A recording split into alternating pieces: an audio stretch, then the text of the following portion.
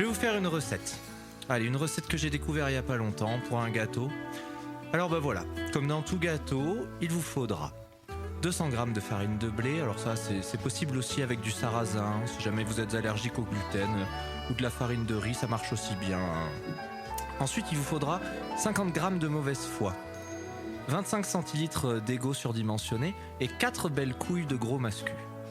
Alors pour commencer, mélangez la mauvaise foi et l'ego dans une névrose, incorporez petit à petit les couilles écrasées, vous obtiendrez une bonne pâte cis-hétéro malsaine.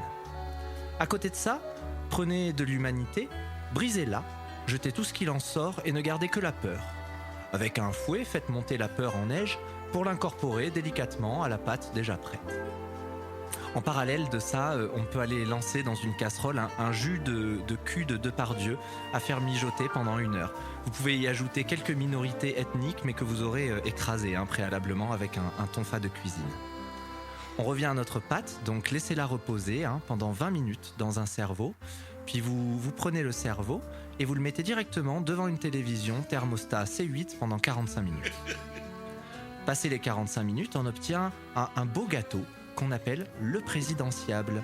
Alors je dis un beau gâteau très honnêtement, à ce moment de la recette, ça ressemble surtout à un étron, mais bon. On retourne maintenant à notre casserole avec notre jus de cul de Depardieu qui normalement a bien réduit.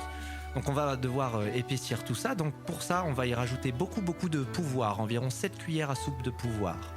Transvaser le contenu dans une classe sociale bourgeoise, mélanger bien fort jusqu'à obtenir un beau nappage bien lisse et aseptisé. Pour finir, on va simplement venir napper notre présidentiable, et voilà. Ça sent bon l'enfumage déjà.